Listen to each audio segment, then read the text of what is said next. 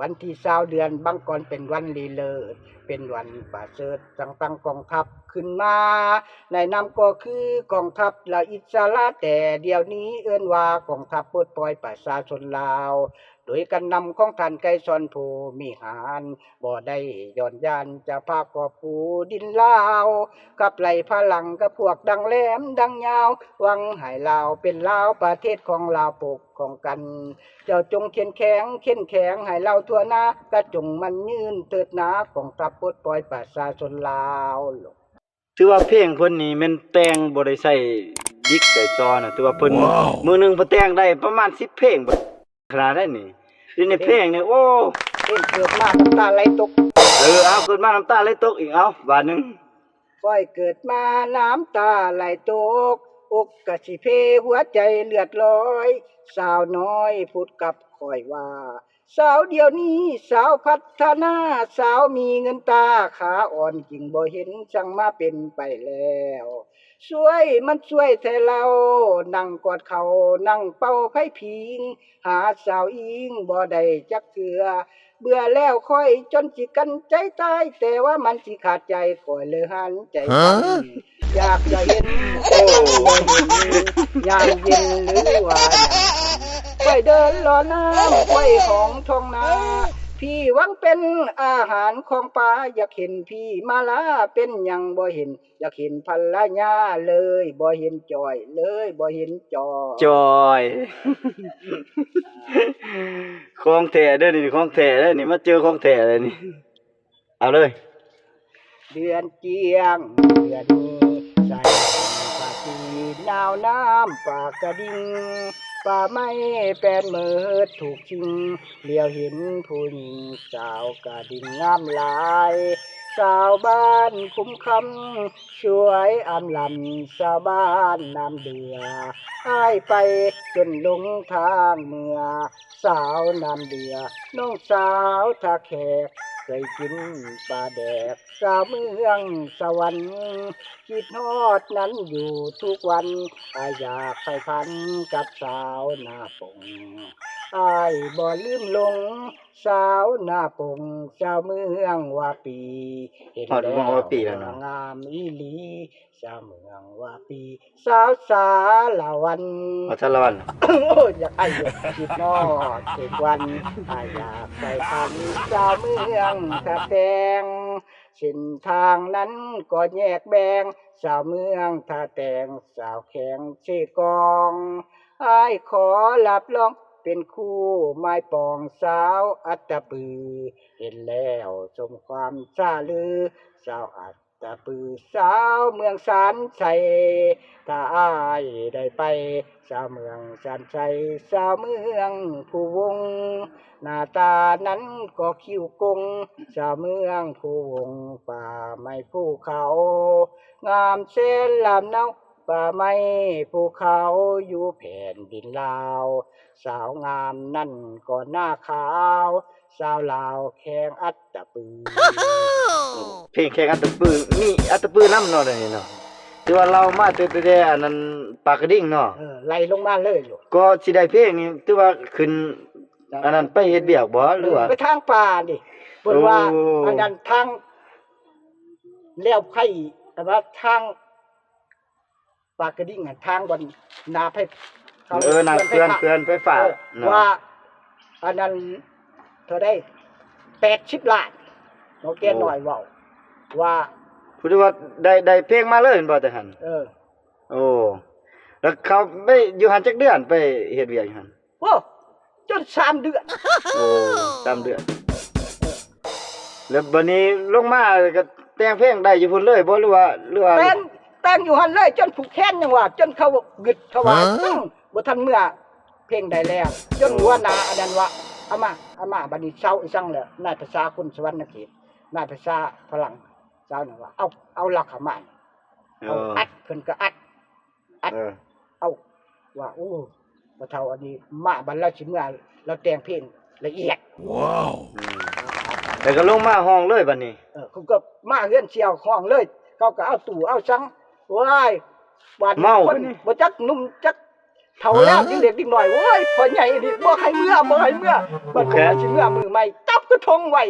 โอ้ยเฒ่าจะเพิ่นรถแต่ว่าบ่ได้เล่าขึ้นเลยยังกระทงเราขึ้นตัว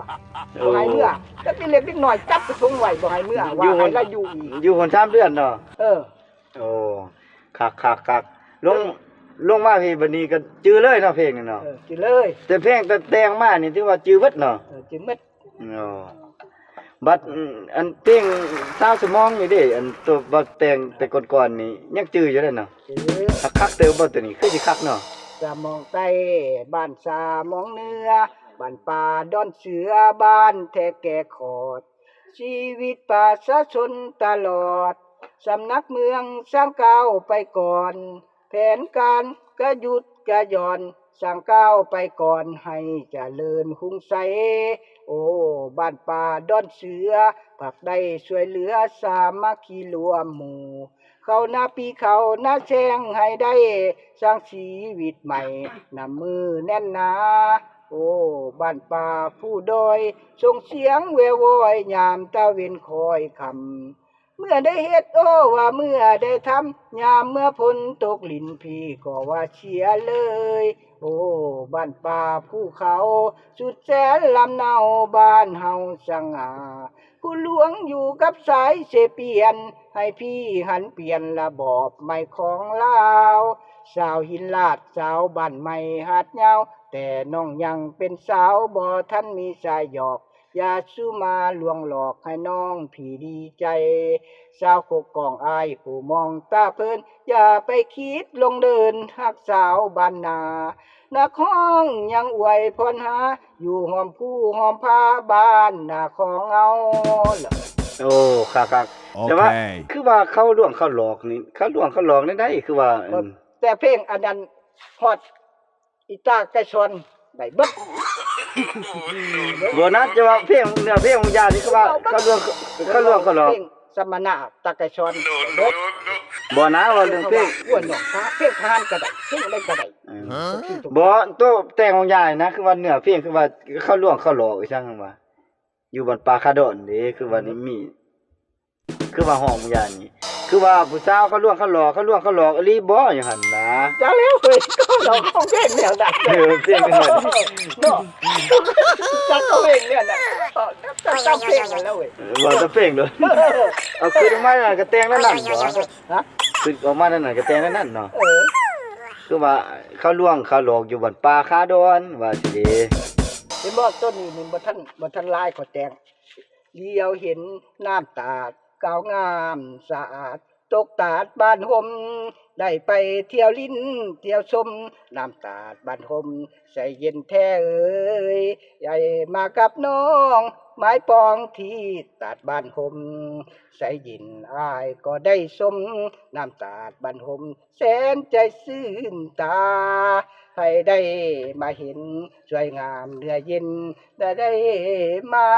น้ำตาดบ้านห่มใสเย็นนักหนาจิตใจโอลาได้ไปท่องเที่ยวมันบ่ทันเฮิงบัดต่อไป ถือว่ายังได้ครึ่งหนึงเนาะ ยังได้ครึ่งหนึง ยังได้ครึ่งหนึงอยู่ถือว่าเพิ่นแต่งเพลงนี่แม่นเพิ่นบ่ได้ใช้อันนั้นเนาะถือว่าเพิ่นคิดออกมา ขอเป็นหนังสือนี่โอ้ยขอว่าขอเป็นพระเอกเลยนะอันนี้รู้เป็นหนังสือ ถือว่าเพิ่น เป็นพระเอกเลย หนังสือนี่บ่ได้ถือว่าแต่งเพลงได้เนาะสำหรับพ่อเฒ่านี่เนาะบ้านเราก็สิแม่นอยู่เขตแถวสนามไส้นี่แหละสิประมาณนั้นแหละ เห็นบอกว่าวันที่20เดือนบังกรเป็นวันดีเลย เป็นวันประเสริฐตั้งกองทัพขึ้นมาในนามก็คือกองทัพละอิสระแต่เดี๋ยวนี้เอื้อนว่ากองทัพปลดปล่อยประชาชนลาวโดยการนำของท่านไกรสอนผู้มีหารบ่ได้ย่อนยานจะพากอบปูดินลาวกับไหลพลังกับพวกดังแหลมดังยาวหวังให้ลาวเป็นลาวประเทศของลาวปกของกัน เจ้าจงเข้มแข็งให้เราทั่วหน้ากระจงมันยืนเติดหนากองทัพปลดปล่อยประชาชนลาว โอ้เพลงต่อต้านเด้อนี่เด้อเพลงนี่ถือว่าเพิ่นเพลงต่อต้านเพิ่นก็มีเนาะ บัดนี้ส้มเชยรัฐบาล เอาเบิ่งเอา เชยรัฐบาลท่านผู้บริหารคือท่านผู้นำ สมเชยอย่างสุดใจบ่ได้สั่งผู้ใดหนีไปคุณพวกบาผ่านวิลาคุณบ่ได้อยู่จักคนเพราะว่ายานโทษกรรมป้าลุงประชากรบ่แม่นลาซาดอนพลากรก็ดี หน้าตาสุดใสดี มีสง่าราศีแต่บางกะคนกี่กินดีและนอนดี บอกว่าเราเฮามีประชาธิปไตย โอ้เพลงตัวตาลมีสองเพลงเนาะเพิ่น